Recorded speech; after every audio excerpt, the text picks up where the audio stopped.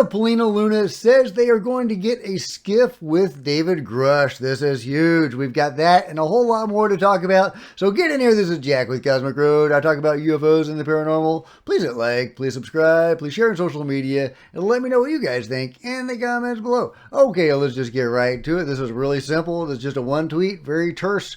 Just got word that we will be allowed to do the SCIF classified UAP briefing with David Grusch and with the IG. So that is huge. You know, for a while now, it looked like they were never going to get the SCIF with David Grusch, where they could talk to the David Grusch UFO whistleblower, just in case you're new to this, in a classified private environment and get the information they need to actually go forward.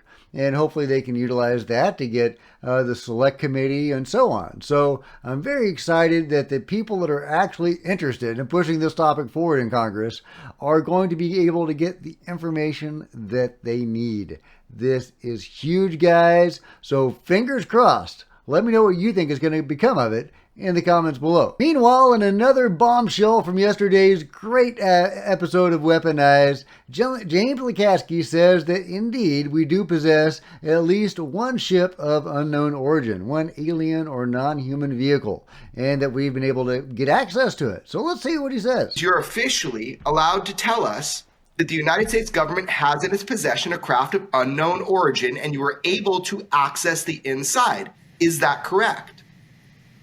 The wording that you read is correct. You're going beyond the wording. No, I'm not. I'm asking you, did that meeting happen? And is it true? And it's true. Yes. Yes. Okay, so you're telling us, you told us, because you were allowed to tell us, that our government has a UFO in its possession and has been able to access the inside of it, right? Yes. Well, that's what I was allowed to tell you. Let me show the back of the book. This is. I know. But hold up, George. Will you translate, yeah. George? All right, let's try another tack. How do we know it's a craft and not a doorstop? We accessed it. It has no engine. It has no wings. No fuel. It doesn't. We don't know that it travels. Do we know it's a craft or it's just a rock? George, you're going into the further discussion that occurred that day. All right. We can't go there. But let me tell you, we're going to try to cover that in the future. But it's delicate. It makes the technology described in here look primitive. Why is it delicate? Why is this topic that the United States government has a UFO in its possession and we've been reverse engineering it? You've admitted it. Why is it delicate? The details. I'm old school. I won't use the term adversary, competitor as the way we describe.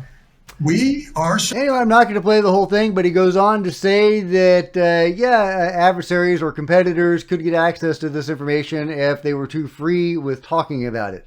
So, and that there may be spies and so on. And of course there are. So, he's got a point on the one hand. On the other hand, getting information out of this guy is like pulling teeth. I mean, hats off to James Lukaski. Again, as I've said before, we wouldn't be in this current age of UFO disclosure without him. He is one of the key components of this UFO disclosure.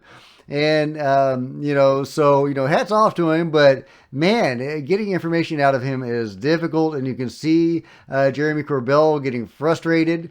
On the piece yesterday, you could see him getting defensive when James seemed to be attacking the David Grusch information. And I totally understand Jeremy getting defensive. That's what James is saying. And he's only admitting to one UFO. Of course, we know from multiple reports, not just David Grusch, but just over the years, there have been various whistleblowers and leakers that have come out. And from the best evidence that I have, and if you have other evidence, let me know. But it looks like we have multiple UFOs, maybe even many. At one point, Ross Coulthart says there was a veritable parking lot of UFOs at Wright-Patterson. That is like a direct quote from Ross Coulthart. So, Anyway, we've got multiple UFOs, but James is only talking about one. He's only admitting to one, and he's not going to go beyond the scope of what they've already agreed to talk about. Clearly, he's told he's told George and Jeremy some further information that he's not going to disclose publicly. That's frustrating, but it is what it is. It's also worth repeating, as I did yesterday, that James Lakatsky is not an advocate of UFO disclosure.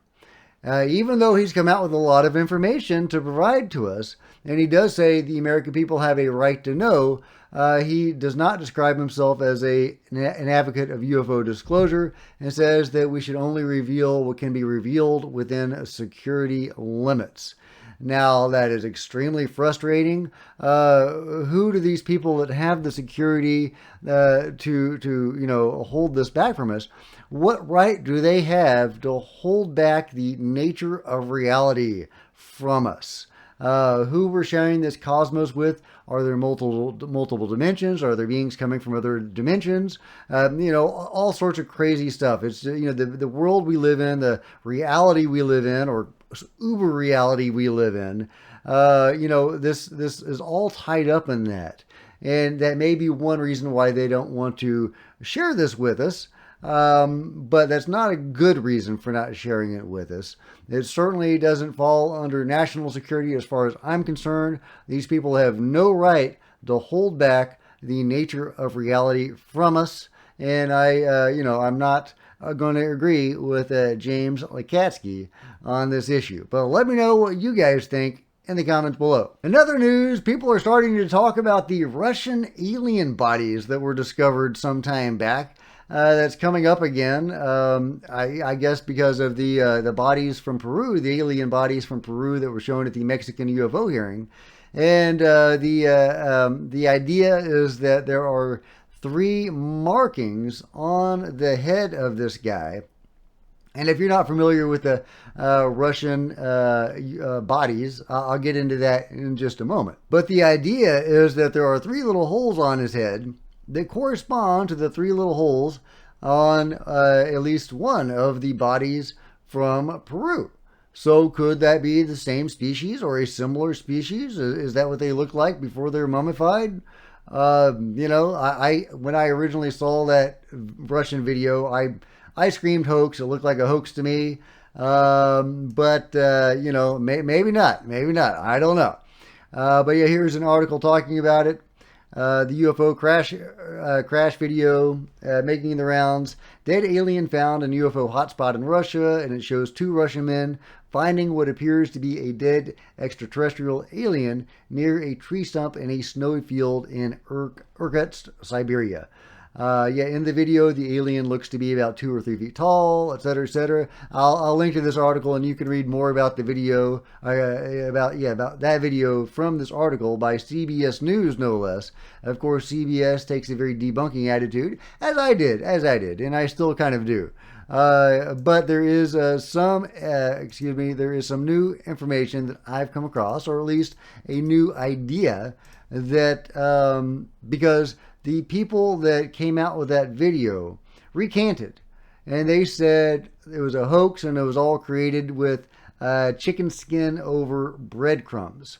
So the idea that Think Tank is espousing here is that actually they were compelled to say that by the UFO control group, and that the body they showed later is actually a different body than the one they showed originally. That's the real alien according to Think Tank. And note the cheekbones on this guy versus the body that was shown later. Oh yeah, and here's the texture on the skin, and the head and eye shape. And this is the fake body, or the definitively fake body that was shown later. You can see the cheekbones are different, the eye bones are different. So could this be, could that original alien video or whatever it was actually be real? I don't know. I don't have any hard opinions about this. But, you know, obviously if that's a video of a real alien body, that's important. And if they might be a same or similar species to the ones in Peru, that's good to know, and that is useful information, and maybe we can learn something from that.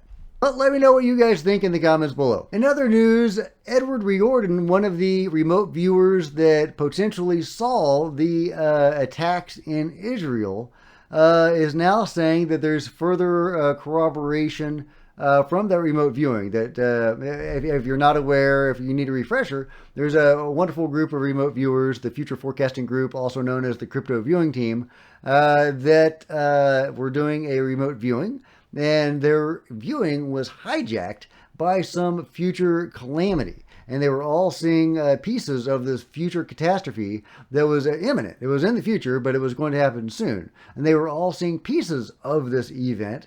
And one of the pieces that they saw, I think this is from Edward himself, saw this picture. And that looks, he drew that based on what he was seeing. And that looks a whole lot like this that we're seeing. And those are, occupation planes dropped thousands of leaflets on Gaza City. So is that what they saw? I mean, is that further corroboration that indeed that remote viewing saw this future calamity? I don't know, guys, but let me know what you think about all this in the comments below. On a somewhat lighter note, so we don't end on such a grim note, do these pyramids provide evidence of Atlantis? Or at least some ancient lost civilization that had a global impact of some sort. As you can see, there's extremely similar pyramids all over the world, and interestingly, all along the similar latitude. So is that just because that's a convenient shape to build? You pile rocks on top of each other and blocks on top of each other, and that's just a handy shape to make? Or is this indeed further proof that there was an ancient civilization that has become lost, but that may have had access to high technology that we, to this day, we don't understand? I don't know, guys, but let me know what you think about all this in the comments below. If you've enjoyed this video, give me a big thumbs up. I sure appreciate it. Smash the subscribe button and the bell to be notified of future videos. You don't want to miss a thing. Join me on social media. There's Facebook and Twitter links below. Oh, and I just noticed that my big head is probably blocking one of those pyramids. So there you go. In a smaller picture, you can see the other pyramid. Okay, so there you go.